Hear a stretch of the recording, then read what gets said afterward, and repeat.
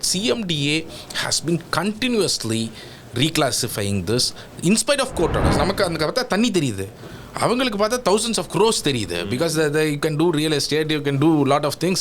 So and the greed தான் is driving them. The 1960s, the Pallikaranai Marsh Land was 5,500 hectares, which is 13,500 acres of land. Today, the observation is that it is only 1,500 acres. It's almost come down 10 times. Between 1990 and 2014 alone, there was another case in the High Court where they asked what are all the registrations that has happened in the Pallikaranai Marsh Land. Today, when you go, you will see this park, eco park, that Pallikaranai Marsh Land of 66 acres in that space was registered in Rayapuram Sub-Register Office.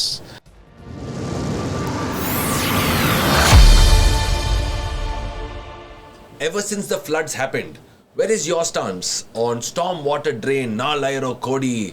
Where is it? Is it completely drained? We're not magicians. We're not masters. We're workers. So what is the storm water drain concept? Is it a scam or is it a service that may not work so well? See, stormwater drains, there has been scams in stormwater drains. There is no two things about it, because we ourselves have complained. Some of with proofs about the scams that have happened in the stormwater drains, and that is being right now investigated by the Directorate of Vigilance and Anti-Corruption. But on the other side, we have to understand what can stormwater drains do. The purpose of the stormwater drain is when there is average or slightly more than average rainfall, stormwater drains can handle, because the purpose of the stormwater drain is to take the water from your area, if it is a low-lying area, to a nearby water body. But if the water body is full, what will happen? If there is much more than average rainfall, like the ones that we had this year in 2015, the stormwater drain infrastructure will never be enough to take care of this. So therefore, yes, there are 4,000 crores government said, and then they said we have so far only spent 2,000 odd crores and so on.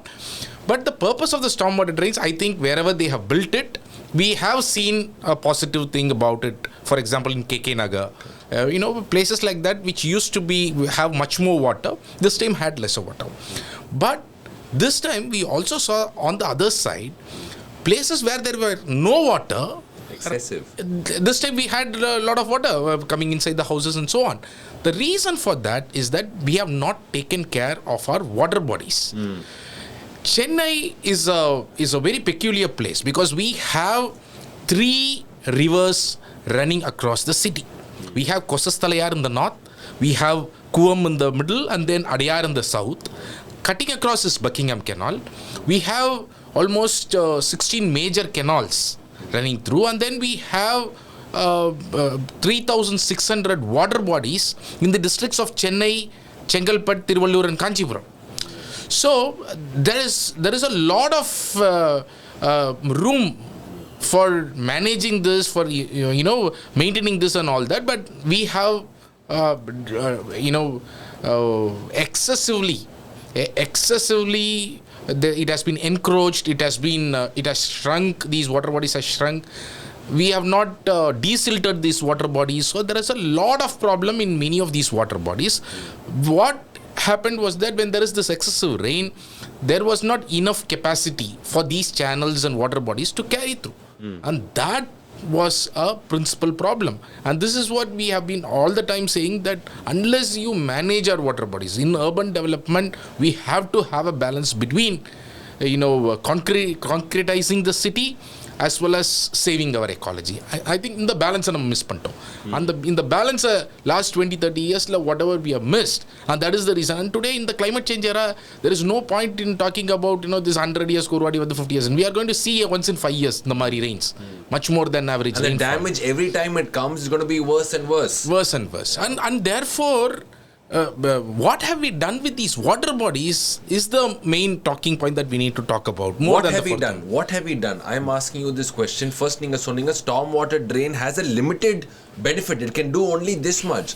Water body reservoirs, the canals to save the water, maybe these are things that should be focused on. What have we done? And what did we miss on? Because the government says, Nanga ebdi plan pandirukonu parunga. The way we have prepared it is superb. Illena, it would have been a disaster of a different level. That's what they claim. What is the fact? What should we have done? What didn't we do? Please explain that, sir.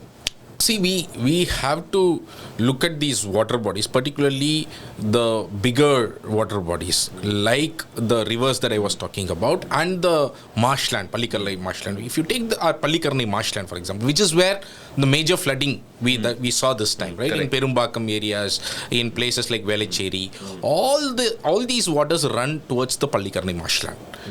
Pallikarnai marshland, 40 years back, there was a case in the High Court. They appointed an amicus curiae, and the amicus curiae came up with a finding that in the 1960s, the Pallikarnai marshland was 5,500 hectares, which is 13,500 acres of land. Today, the observation is that it is only 1,500 acres.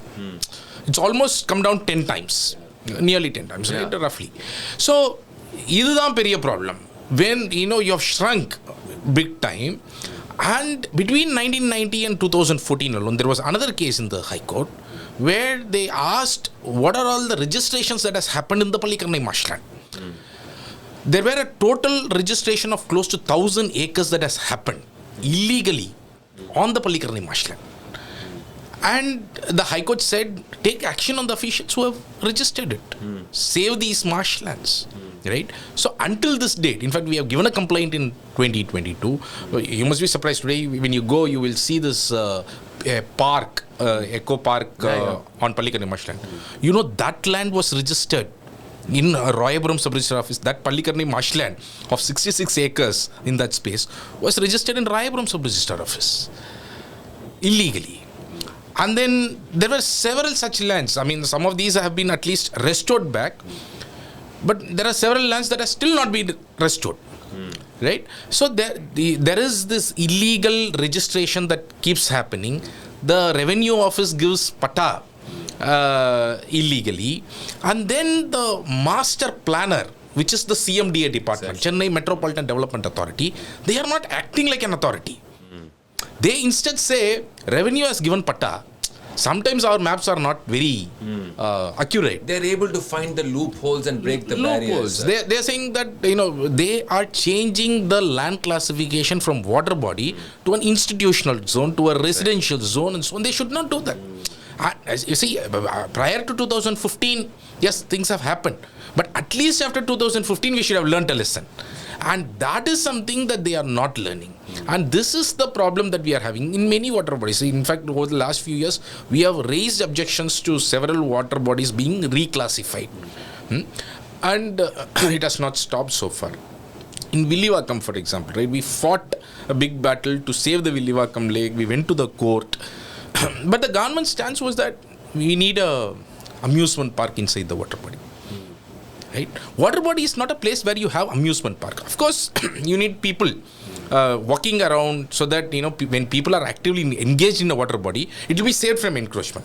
So if people go for a morning walk, evening walk, you have a ramp around the water body is fine.